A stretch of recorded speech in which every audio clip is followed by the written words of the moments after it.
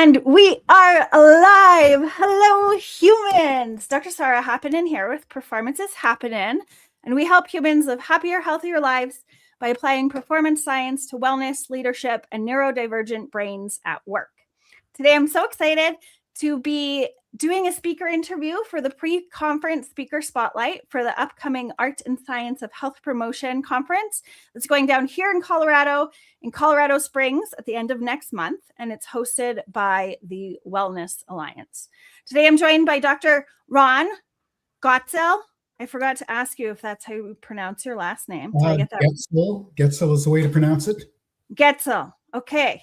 My apologies. Awesome. Okay. By Dr. Ron Goetzel. He's a senior scientist and director of the Institute for Health and Productivity Studies at Johns Hopkins Bloomberg School of Public Health. Dr. Goetzel is one of the most widely published and respected experts in health and productivity management, ROI, program evaluation, and outcome research. He has authored more than 200 peer-reviewed articles and has spent decades helping organizations understand the real relationship between employee health, medical costs, and workplace performance. In his upcoming session, he'll tackle one of the most debated questions in our field. Do workplace health promotion programs actually work? And if so, how should we be measuring their impact? Ron, I'm so excited you're here, and I'm so pumped to dig in because this is such an important topic. Everyone wants wellness, right? But wellness is one of those challenging things that's hard to measure and hard to show success. We often have, as the wellness practitioners, we know that it's working, but it's hard to show the organization that it's working. So I'm so excited to be able to share some of your expertise and ask you a bunch of questions. Thank you for being here. Thank you for inviting me. Perfect. Okay.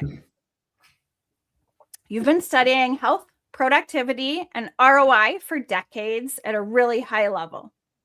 So my big question from your research and work, do workplace wellness programs actually work? All right. Great question. And one that I've been addressing at this conference for over a decade.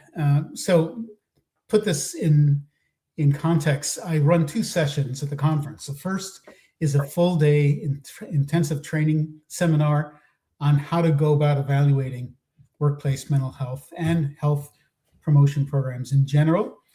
So that's anywhere from assessment, planning, intervention, and evaluation. So that's a full day of training, essentially.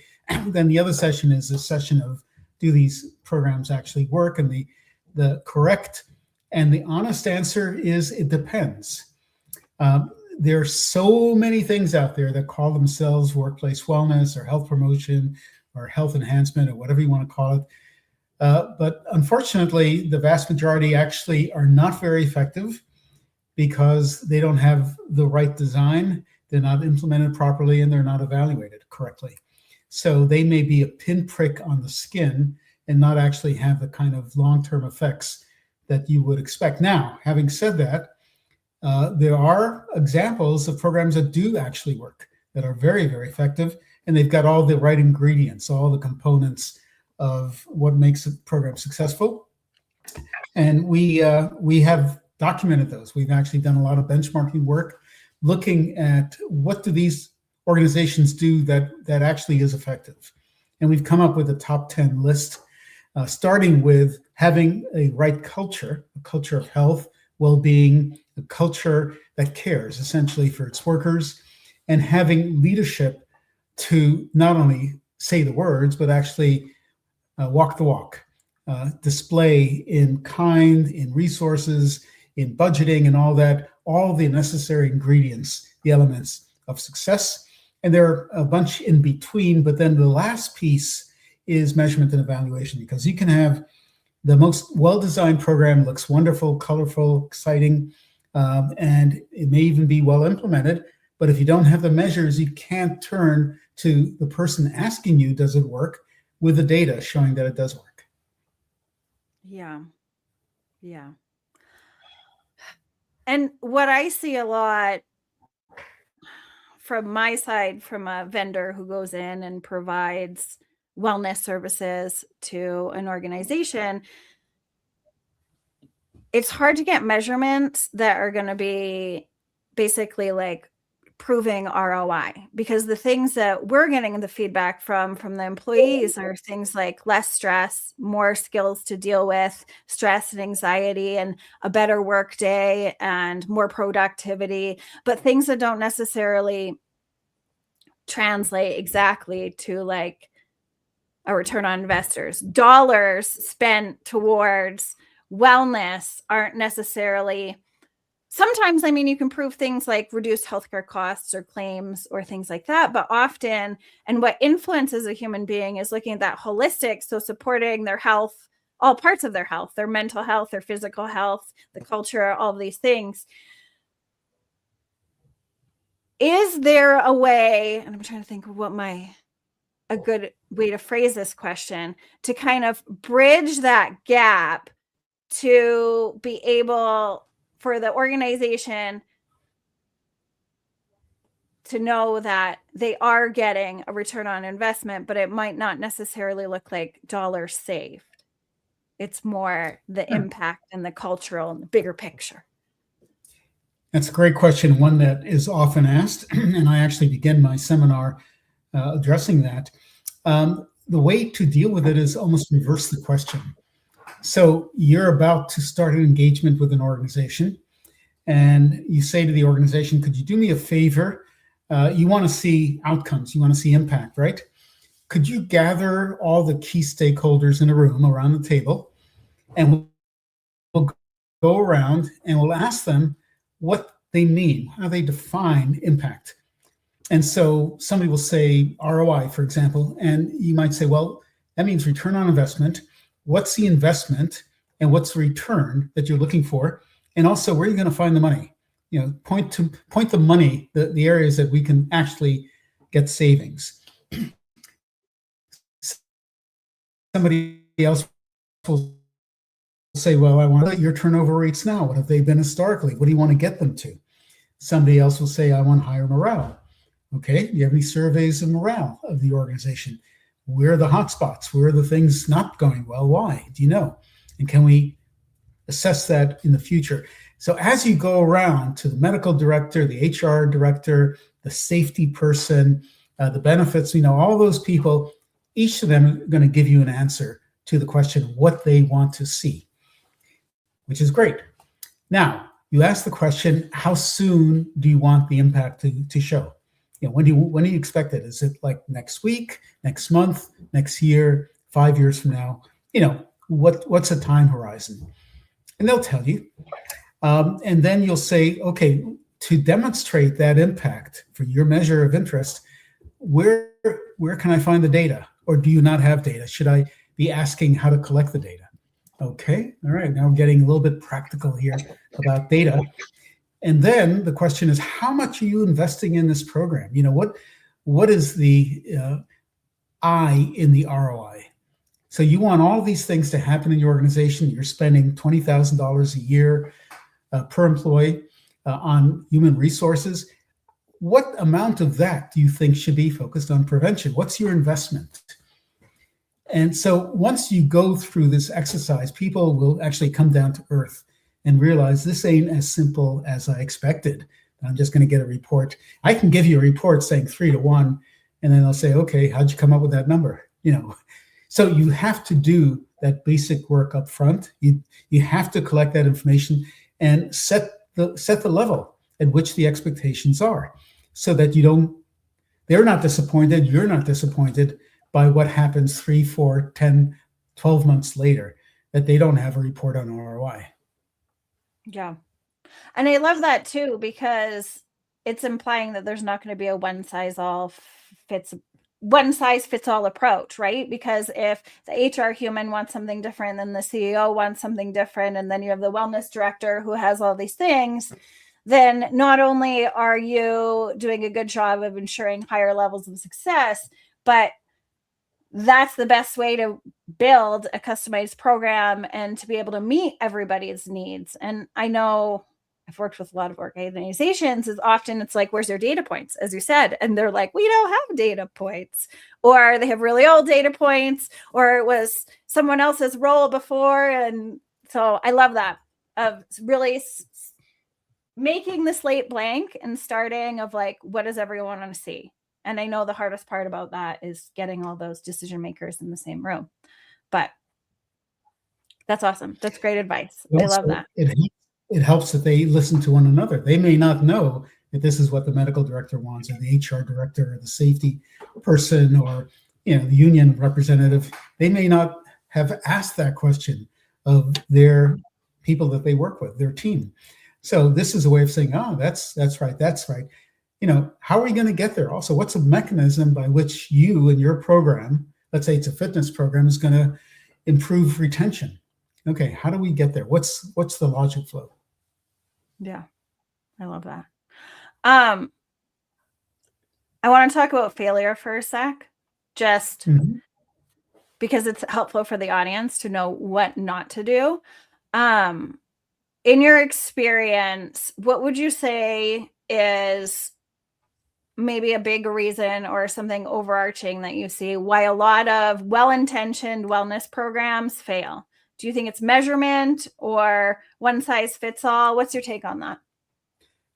I think it's those three basic buckets that I mentioned earlier, which is they're poorly designed, not evidence-based, not scientific, poorly implemented. So you can have a nice design, but you just don't have the resources, you don't have the people, you don't have the infrastructure to put the program in place. And that includes communication and all kinds of activities. And then measurement is the third component of that. You've got a wonderful program that everybody loves, but you have no data to show that it actually makes a difference in anybody's lives. So you've got to have all three: wonderful design, great implementation, and then evaluation. Yeah, I love that. And you mentioned a few times the ingredients. So I feel like it's almost like baking a cake, that exactly. You need the right amount of each one of these ingredients for it to turn out like the recipe says. And I know some of us don't always follow directions while baking. Sometimes it works out and sometimes it doesn't. But if you have a system that works, that science shows there's a reason that this system works, I think we should stick to it. So I want to switch into the AP. Do you call it the API model? It's APIE model. Exactly. API. Yeah. API. So yeah, the A stands for assessment. So that's the first step, which is the diagnostic step. You call me into your organization, you say, I sell flowers by the dozens, and I've got a problem with employee health and well-being. And I'll say, okay, what is the problem? He says, I don't know. People just don't like it here. Or they're leaving. So the first step is really an assessment process. And you do that number of ways. You can look at whatever data they've already collected. And that can be surveys, can be claims data, safety incidents, productivity engagement surveys, whatever. And then, if they're up to it, say, I'd like to go walk around and talk to some people and see what their opinions are. So interviews and focus groups. So that's the assessment level. Now, the thing to remember is that most of these programs basically assume that if you fix the person, all the problems will be solved. But it turns out that there's more than that. It's the organization that may be sick. The organization has high demands, doesn't give you a lot of respect, doesn't give you a lot of autonomy. The relations among people is really bad. People don't communicate. So there are organizational factors that basically are limiting your success. And then there are also environmental factors. You work in a too cold or too hot environment. You're exposed to toxins or chemical odors, exposures. The people next to you are too close to you. The cafeteria doesn't have good food. You don't have a place to go outside. You can't be physically active. The list goes on and on and on. So instead of just saying you, the individual, you need to change, what about the organization? What does it need to do change? And what about the environmental supports? So the assessment phase basically covers all of that. And you come back and say, here are the diagnostics. Second part is the P. So that's assessment. P is planning. You take all the data, and like we talked about earlier, you get the right people in the room, and you say, here's what I found. Here's some things I'd recommend and suggest. What do you think? Are they politically feasible? Are they affordable? Is the culture right for this? Who's going to do it? Who's accountable? So there's a planning process, ideally both strategic and tactical planning. So strategic, big picture. Tactical, what are we going to do next month, next year, next 5 years? The I is intervention. So you now have diagnosis, you have a plan, intervention. Now, one thing people want to do is like, all right, unload, do it all at once. I'm a proponent of trying things out on a pilot basis, testing things out. Hey, we've got this idea, we want to try it in this division. We've got that idea, how about this? Let's compare and see how well these work. So actually collect good data. The more rigorous, the better. And then come back into stage 4, the evaluation, which is to say, okay, we've gone through this cycle, and now we're evaluating the outcomes and saying, works, didn't work, needs fine tuning, and so forth. And we begin the process again. So we now, maybe in the second year, we do another assessment. Have things changed? Has the needle moved? What do we do about that in planning? Let's try some new interventions, or expand the ones that worked, get rid of the ones that didn't, and evaluate and keep going in that circle. I love that. That's important. It's like a never-ending, like a mountain range, right? Sometimes it's easy, and then we have to reassess and see what's going on, because the other thing is organizations adapt so quickly and change, and things like COVID or AI happen, and then all of a sudden our plan, and I'm sure the audience may or may not know, but often, depending on the organization, when you want to roll something like this out, very rarely does it happen very quickly, right? Like, I mean, there have been some times when you can go through this process really quickly, but realistically, it's always, I call it, it's like home renovation. It's always going to take a little bit longer than you anticipate. But I love how it is like a continuous circle, and you're just doing a pie all over again, which I think that's awesome. Okay. From my personal perspective, I'm going to be a little selfish here and ask you a question about neurodivergence. So stats say that 1 out of 5 employees tends to identify as neurodivergent, and they don't necessarily tell their place of employment this because of a lot of stigma and other things. But from a research perspective, do you have any suggestions for the organizations to think about when they're designing wellness programs that are going to celebrate or support cognitive diversity? Yeah, I think you need to tailor and adapt whatever program you have to the audience, to the person.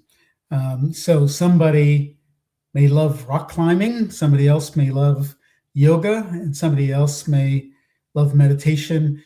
Somebody likes racing on a treadmill, or somebody just likes to have, a fun meal together with healthy food.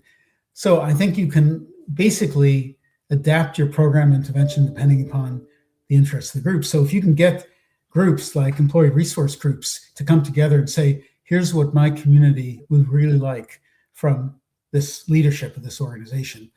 And this is something that they would participate in, they'd be engaged in, and they would love and would see as a benefit. Absolutely. So, I mean, the short answer is have your program directed at the needs of your community. So if they like sitting around talking, great. If they like being active, great. If they want to be outdoors, great. If they want to be indoors, so forth and so on. What is their interest? And then adapt the program tailored to their needs. Yeah. I love that.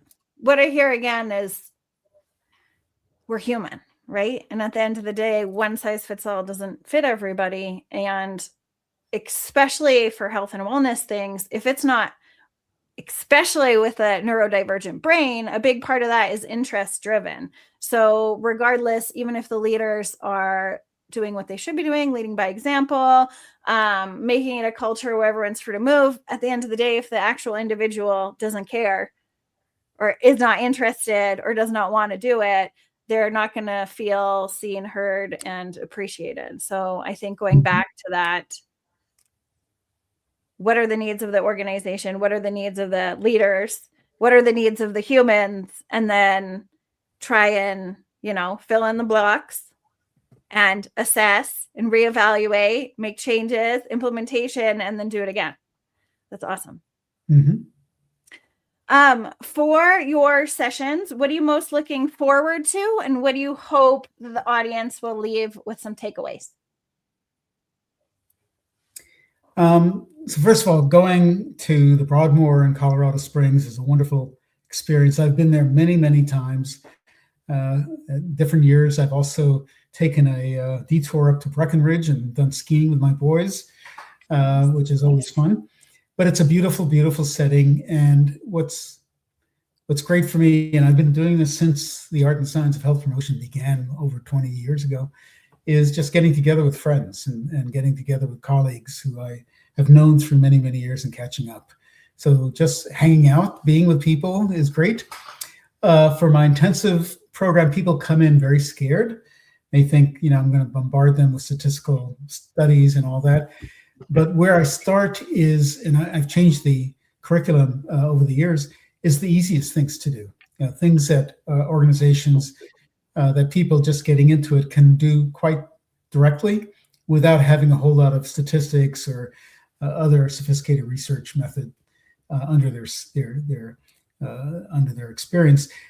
Certainly, I get into some of those more sophisticated areas, but it's fun to watch them adapt and apply some of the learning. So it's not just a lecture. It's like I do a lecture, engaging, but then people get a chance to apply what it is that they've learned for their own specific problem. The idea is for them to walk out and say, okay, I now have a plan for how I can do measurement and evaluation. And for the other session, it's really just bringing them up to speed as to what the research is. In the past, I brought new research to the table. I've also reviewed some of the older research because many people entering the field don't know some of the classic studies out there and also some of the classic challenges that have faced the industry and how to respond to those. So it's just a sense of thank you for giving me this knowledge, this information. I cherish it and appreciate it. That's awesome. Well, I'm really looking forward to joining your sessions. I think it's so important, and as you said, to give them small, tiny steps, because it's often the really small things that you do that have the biggest impact. And often we tend to be big picture thinkers, and we think that we have to make big change to have big change. And so often it's those tiny little switches and just little things. I like the acronym KISS, keep it stupid simple, whenever possible, that can have the biggest impact. And I think it's amazing that there's going to be, it's more workshopy. So if you are part of an organization and you have certain issues and you're looking to develop a wellness program and develop like your assessment, your planning, your intervention, and then your evaluation of, I think being in that room with you, having the ability to receive feedback too, and making it relevant, because it's humans, right? Like, I forget what the stat is for Ebbinghaus forgetting curve. I think it's within like 24 hours. If you don't implement, it's like 70% is lost. No, 90% is 90, and then 70% in a week later, like only 50% of this stuff is retained. So I think by taking action in the actual session, that's going to be one of the best ways to burn it in, so that when these people get back to their organization, they can feel like they're making real change. So I think that's amazing. Mm-hmm. Yeah. Sweet. And, I end the session, the intensive, with basically the teams, the groups that form together, answering 9 basic questions. What do I want to know? How will I see it? How will I display it? Things like that. And basically the last question is, so what? Why am I doing this? Is it worth it? Is there kind of a big picture that I'm trying to address? So if they go through those very basic 9 questions in developing their analytic tools, they're far ahead of where most people are. Yeah. It goes full circle to back that one question that you answered of getting all the people, the decision makers in the room and asking them like, so what? And then you have the participants leave with that same thing. And I think that's great because it hits home, right? Because we like to take information in all the time. We love learning, but it's actually the doing and applying and making it real life situation, which I think is important. Yay. Right. Well, that was awesome, Ron. I look forward to joining you for your session. You've got an all-day session on the 24th for the workshop. And then, do you know when your other session is? It's the following day. So it's Tuesday is the intensive and Wednesday is the session. I forget if it's morning or afternoon, but just so Tuesday, Wednesday. And then I head back home to the East Coast on Thursday. Beautiful. And if you guys don't have your ticket, you can still, linked under this video is going to be the link to the Wellness Alliance site. You can still grab your ticket and join us at the Broadmoor next month. My session is going down Thursday at 2 p.m. Thriving with Neurodivergence in the Workplace. If you are there, I'd love to see you. Thank you so much for your time today, Ron. I look forward to seeing you in real life in a month from today. I think we start. Time flies. Yeah.